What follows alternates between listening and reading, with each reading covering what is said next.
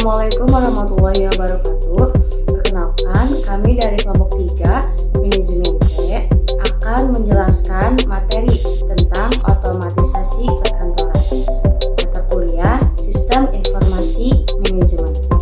Dengan saya sendiri, Farha Anissa, nomor induk mahasiswa 340 219 0612. Kenalkan, saya Silvia Wilda Meilani dari kelompok 3 dengan NIM 34021906113. Perkenalkan, nama saya Hilmi Abdul Mufahir dari kelas manajemen P dengan nomor NIM 34021900617. Perkenalkan, nama saya Nisa Sopatu Anissa dengan nomor induk mahasiswa 34021900618. Nama saya Rizal Fadil, NIM 34021900621. Kita masuk ke dalam bagian pengertian otomatisasi kantor.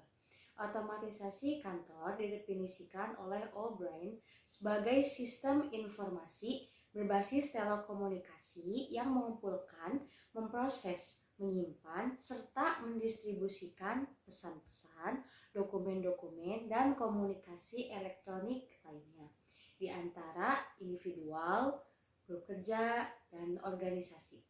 Otomatisasi kantor merupakan penggunaan alat elektronik untuk memudahkan komunikasi formal dan informal, terutama berkaitan dengan komunikasi informasi dengan orang-orang di dalam dan di luar perusahaan untuk meningkatkan perusahaan. Nah, selanjutnya ada tujuan otomatisasi kantor.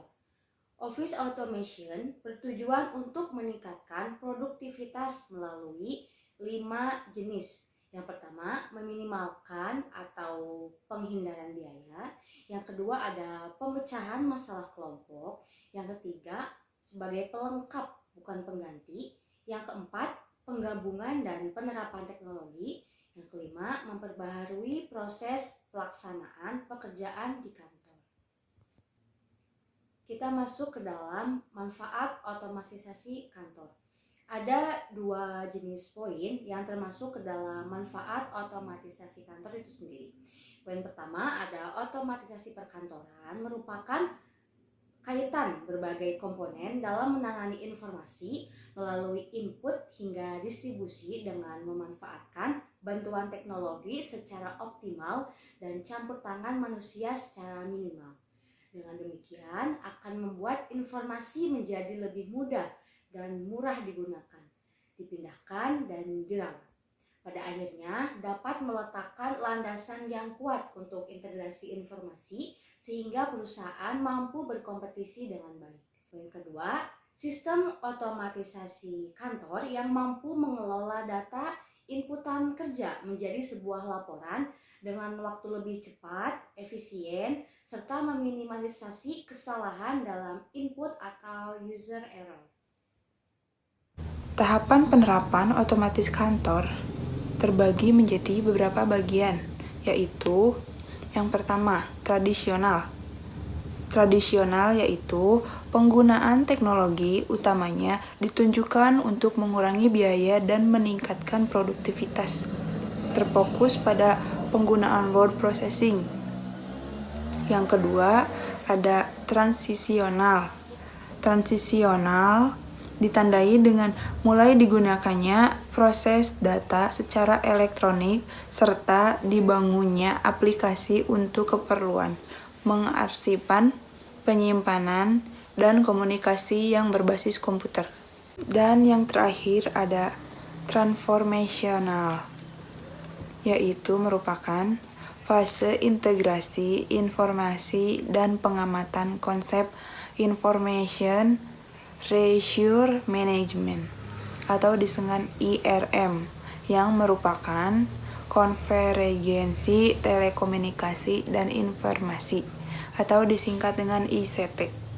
Selanjutnya yaitu macam-macam sistem otomatisasi kantor, yaitu yang pertama ada sistem komunikasi elektronik, merupakan sistem teknologi informasi yang digunakan untuk berkomunikasi di antara individu, grup-grup kerja, dan organisasi-organisasi.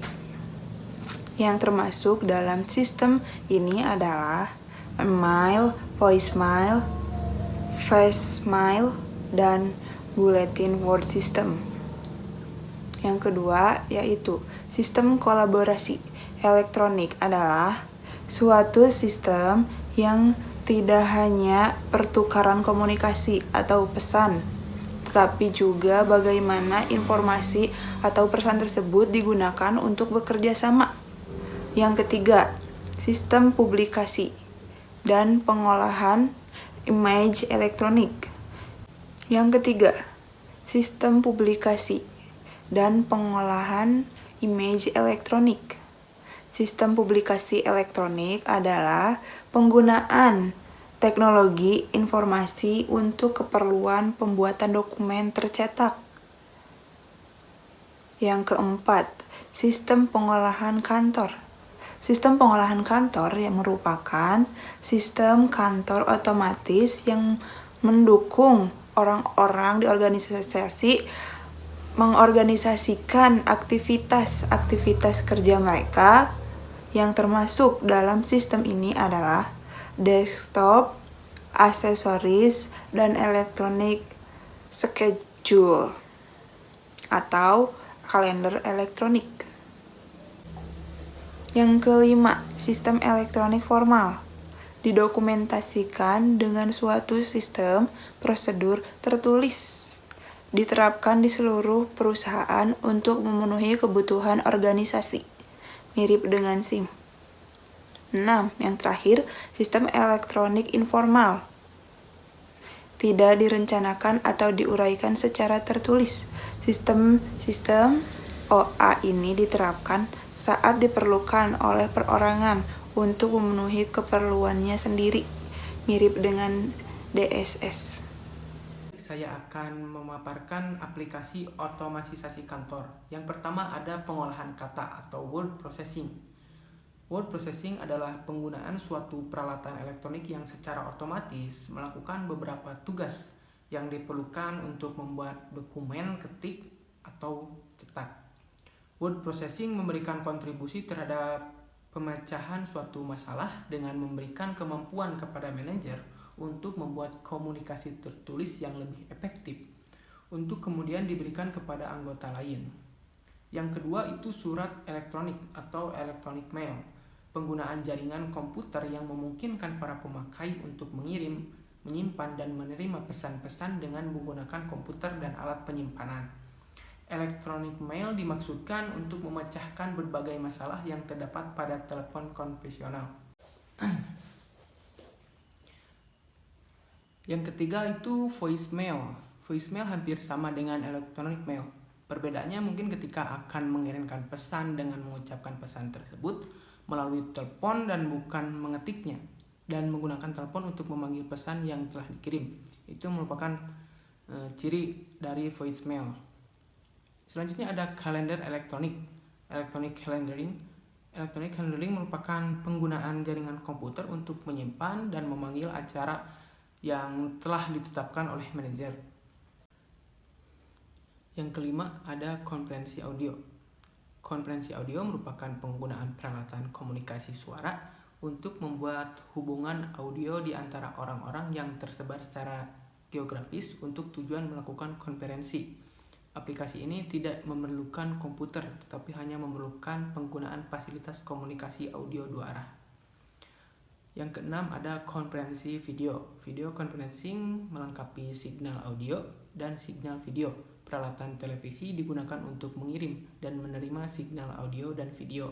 Orang yang berada dalam suatu lokasi dapat melihat dan mendengar suara orang yang berada di lokasi lain selagi konferensi itu dilakukan. Yang ketujuh, computer conferencing merupakan penggunaan jaringan komputer sehingga memberi kemampuan seseorang untuk melakukan pertukaran informasi selama proses terjadinya konferensi. Yang kedelapan ada facsimile transmission, aplikasi. Yang ketujuh ada computer Yang ketujuh, computer conferencing merupakan penggunaan jaringan komputer sehingga memberi kemampuan seseorang untuk melakukan pertukaran informasi selama proses terjadinya konferensi. Yang kedelapan ada facsimile transmission. Aplikasi ini biasa disebut dengan fax. Adalah penggunaan peralatan khusus yang dapat membaca tampilan dokumen pada ujung channel komunikasi dan membuat salinan atau kopi di ujung yang lain. Fax sangat mudah diimplementasikan dan dioperasikan. Jalur telepon suara dapat berfungsi sebagai channelnya dan pengoperasiannya peralatannya tidak lebih sulit daripada mengoperasikan mesin fotokopi. Selanjutnya ada video text. Merupakan penggunaan komputer untuk tujuan memberikan tampilan materi tekstual pada layar CRT. Materi tekstual dapat berbentuk naratif atau tabulasi dan ia disimpan dalam penyimpanan sekunder pada komputer. Yang ke-10 ada image storage and retrieval. Aplikasi ini digunakan dalam pemecahan masalah ketika ia diperlukan untuk melihat kembali dokumen historis untuk tujuan pemahaman masalah. Yang terakhir ada desktop publishing. Desktop publishing merupakan pembuatan output tercetak yang kualitasnya hampir sama dengan yang dihasilkan oleh typesetter.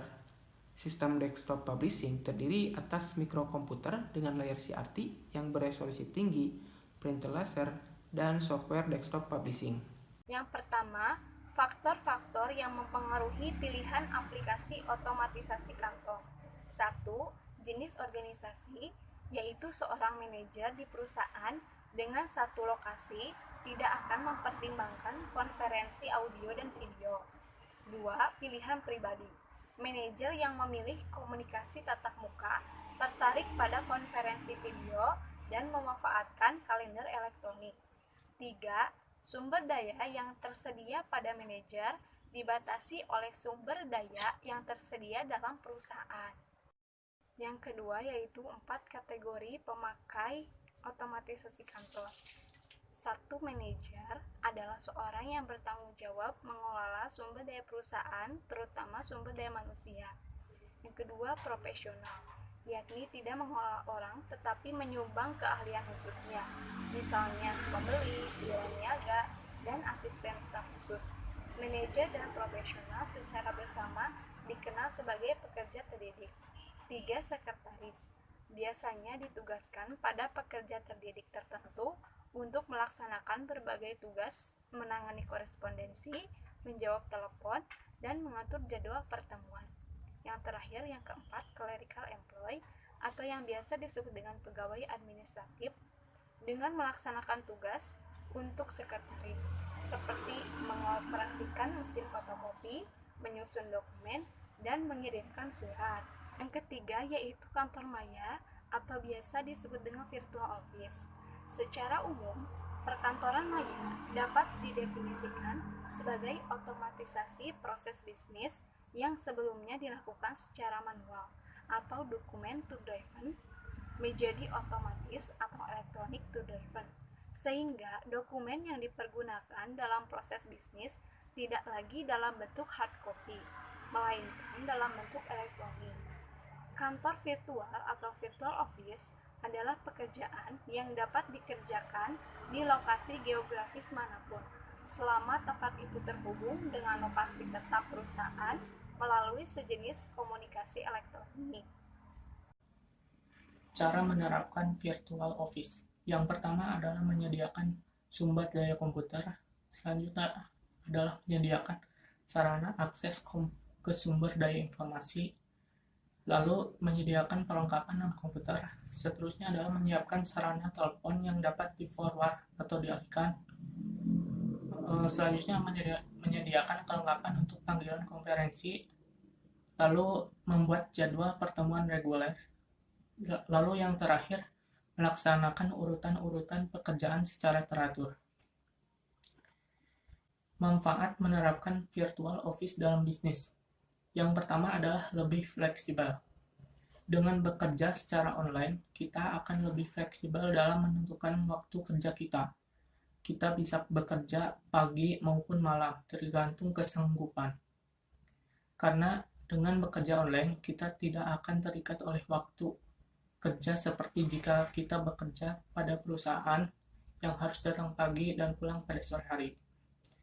Selanjutnya adalah hemat biaya. Memiliki kantor secara virtual tidak seperti kita memiliki kantor yang lain. Di sini kita tidak diharuskan memiliki peralatan-peralatan yang harus ada dan mendukung keberadaan sebuah kantor. Cukup dengan seperangkat komputer dan sebuah koneksi internet, maka kantor virtual sudah bisa kita miliki. Sehingga dari segi biaya termasuk bisnis modal kecil dibandingkan dengan kantor permanen yang lain. Seterusnya adalah banyaknya pilihan pekerjaan. Dunia maya merupakan tempat di mana kita bisa menemukan banyak sekali pekerjaan.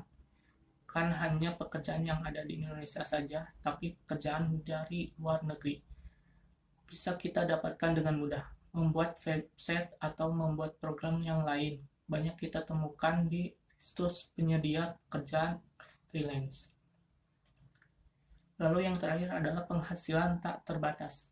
Jika kita serius menjalankan pekerjaan kita secara online, penghasilan kita bisa tak terbatas. Karena dengan bekerja online, kita bisa mendapatkan pemasaran sebanyak-banyaknya dan honor yang dibayarkan sesuai dengan pekerjaan yang kita kerjakan.